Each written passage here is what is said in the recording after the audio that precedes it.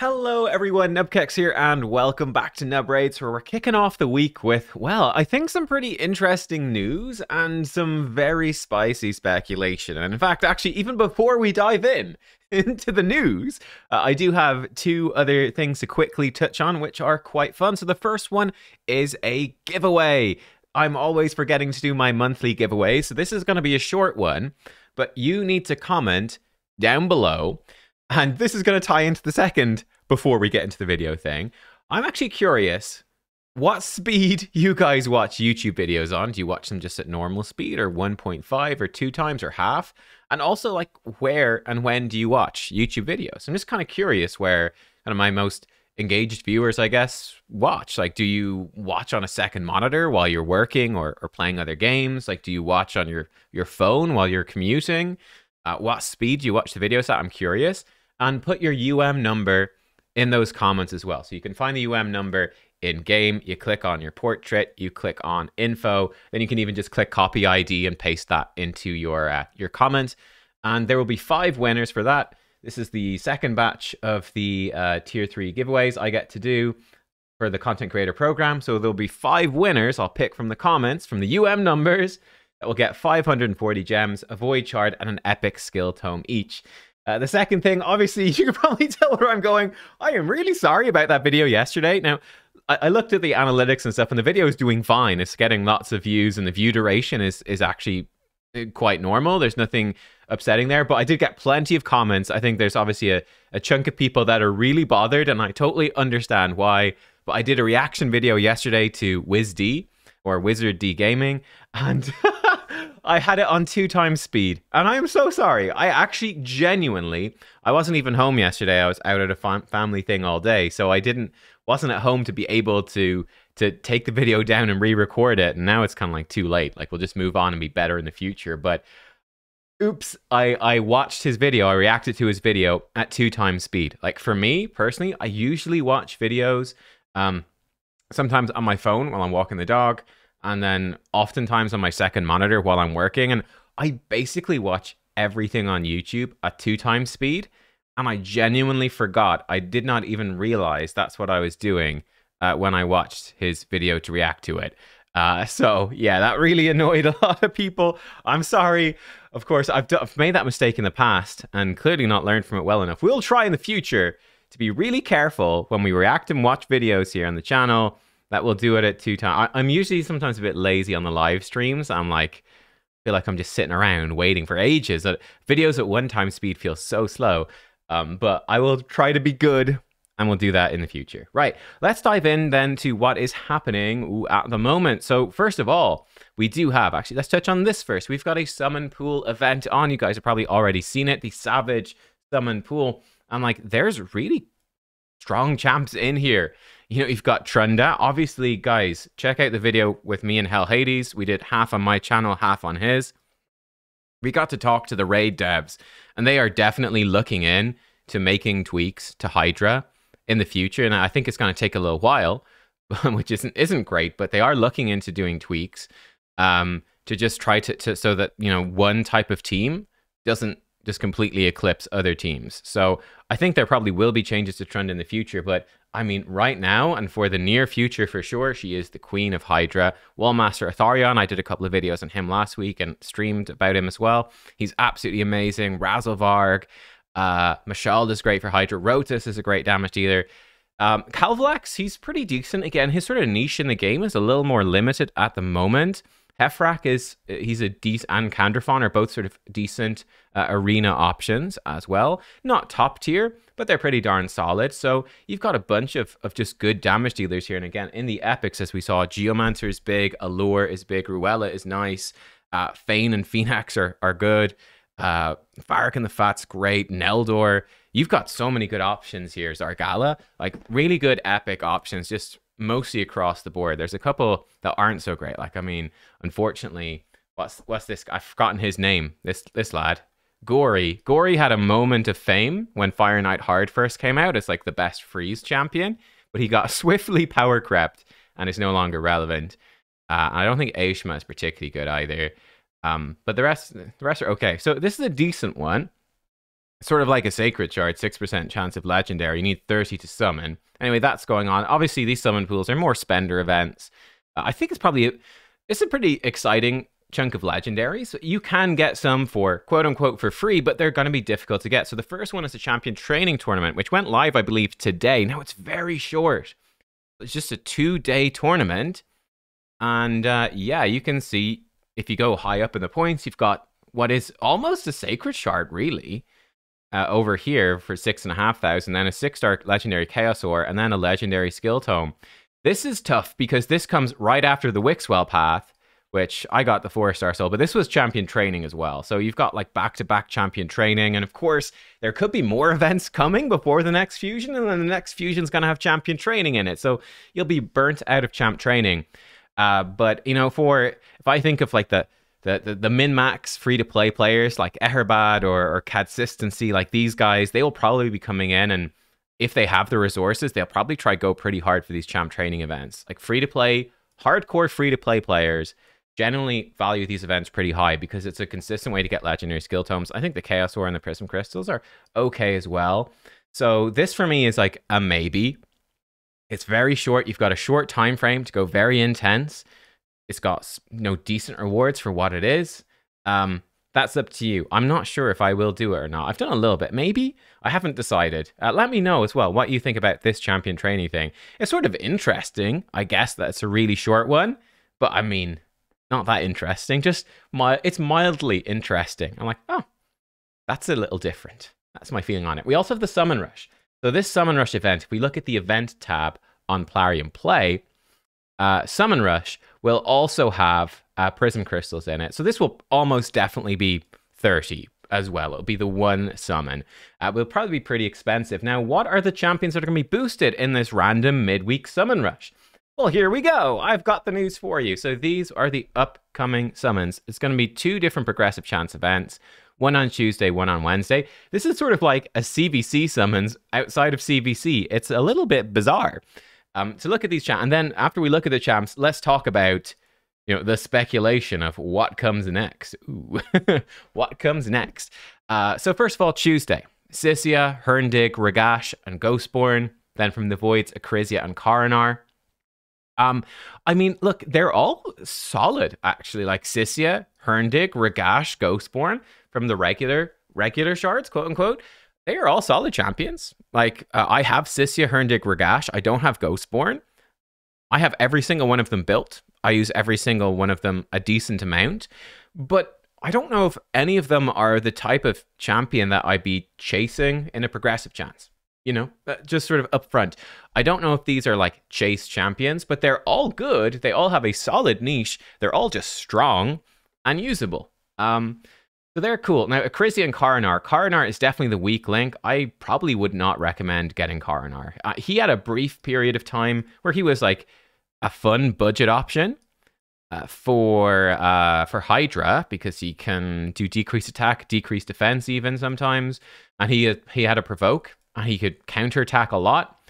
And with the counterattack and a provoke set, he'd be a pretty consistent provoker. So he could sort of mischief tank and do some debuffs and provoke, and he was okay. I really think there are a lot better options nowadays, though. Like, Vaultkeeper Wixwell, for instance, does what Karanar does pretty much way better. So, yeah, I would not be too sold on Karanar. Now, Akrisia is actually still really good. So Akrisia she's still a very solid champion.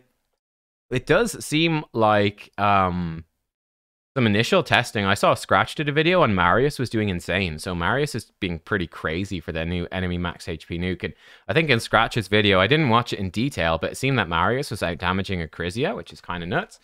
And yeah, like Akrisia is obviously, like Trunda obviously smashes her in Hydra. Like Trunda teams, Akrisia is not even in the best non-Trunda teams anymore, just because you can hit the cap for enemy max HP with Akrisia. It's a little bit tricky, but not crazy. Whereas the uncapped potential of champions like, let's say, Toshiro has come into the new top non-Trunda Hydra teams for Nightmare, because he can just scale up his attack and defense, and if you get him with really high stats and area bonuses, ignore defense, crushing rend, etc., blessing stats, all the stat growth, the potential is just higher. That being said, Acrizia is still an easy champion to keep alive and an easy champion to do massive damage for Hydra on, and other bosses too. If there are ever further difficulties, the enemy max HP will probably scale up really well. And then ultimately probably again be power crept, I suppose, by other champions. But she's still a great option. She's solid. She's very accessible, I would say. She is like the ultimate accessible Nightmare Hydra damage, right? She's not the best Kraken option, but she's the best everyday man's option. So she's still very good. If you're close to Void Mercy, might be worth going for. On Wednesday, Theodore, Countess Lix, Kantra, Astralon, Leorius the Proud, and Ethos. Wednesday is worse. I'd say Theodore is probably the most overall useful out of all of these.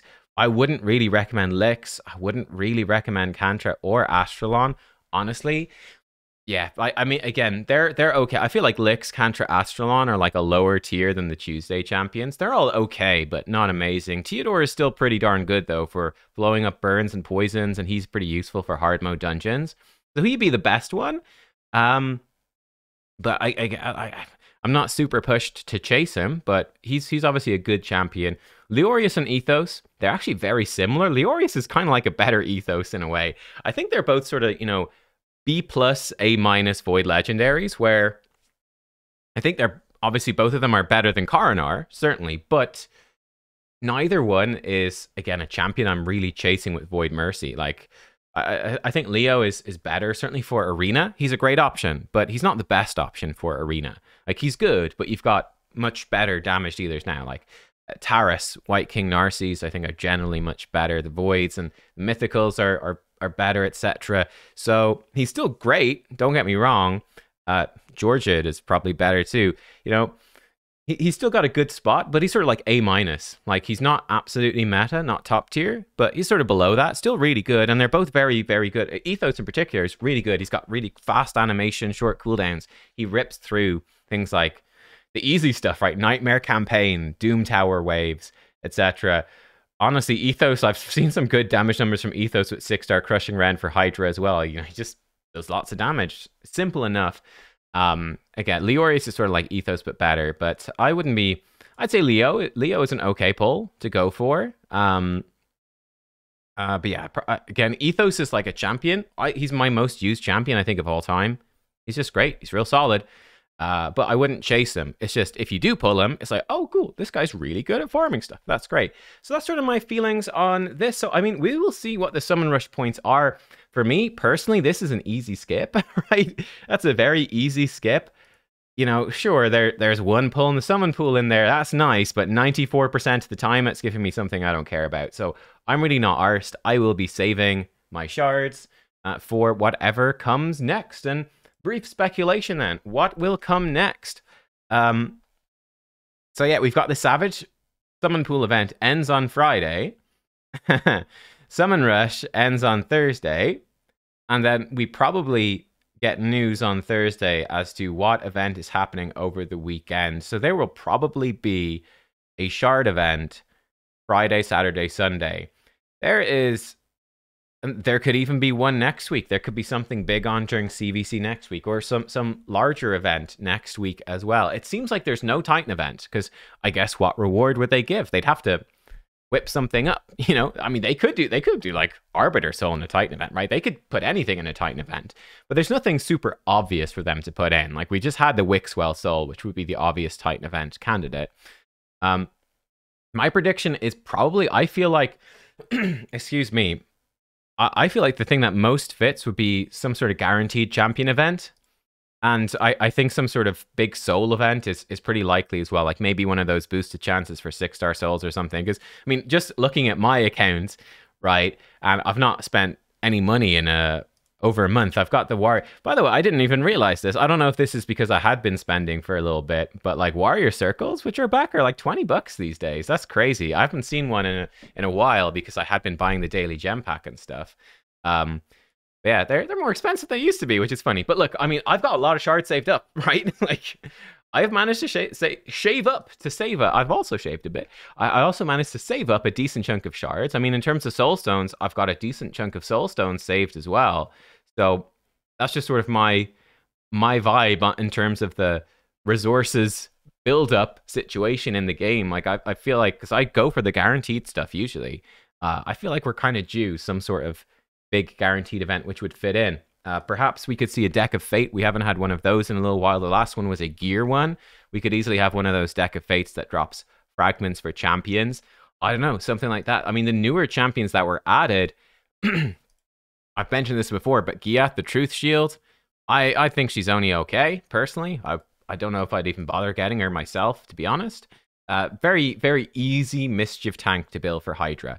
Really easy to mischief tank. She does okay damage, and she buff extends. So that's her. And she helps you stay alive as well. So she's actually quite similar to I think Wixwell's better, but she's similar to that sort of vibe, right?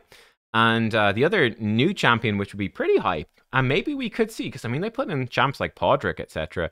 Blaked, he's one that they could put in as sort of like a more PvE focused Duchess, right? Giving you a bit of a damage boost, and lots of buffs, including Perfect Veil. He's a maybe. I could see that happening. And I think, you know, Wixwell with his buff extension combos pretty well with the Perfect Veil from Glakid. So you could see something like that.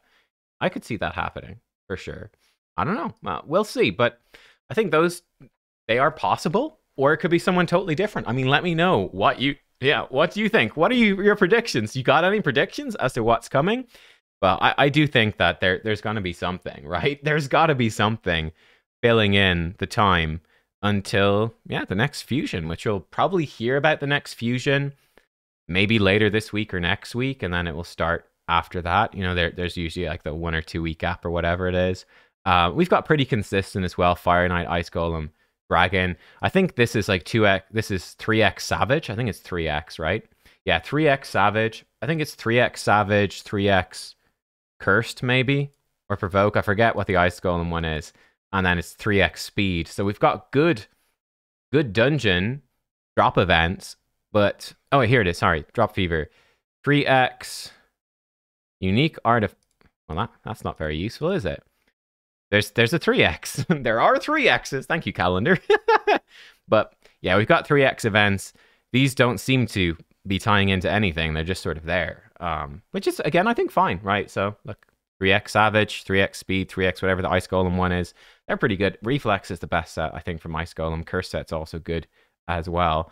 So yeah, there's decent events on. I feel like all this stuff at the moment, though, is a quite, honestly, I think it's good. I think this is a nice optional level. What do you guys think? I think it's a nice optional level. There's okay events on, but it also feels totally fine to skip them. That's my vibe. Feels grand. If you want to just chill out and farm some Minotaur and conserve resources, this seems to be a fantastic time to do it. Pretty much guilt-free, and that's great. Like I said, I do expect something bigger than maybe next week. I do expect one big event at least before the next fusion, and then into the next fusion. So look, there we go.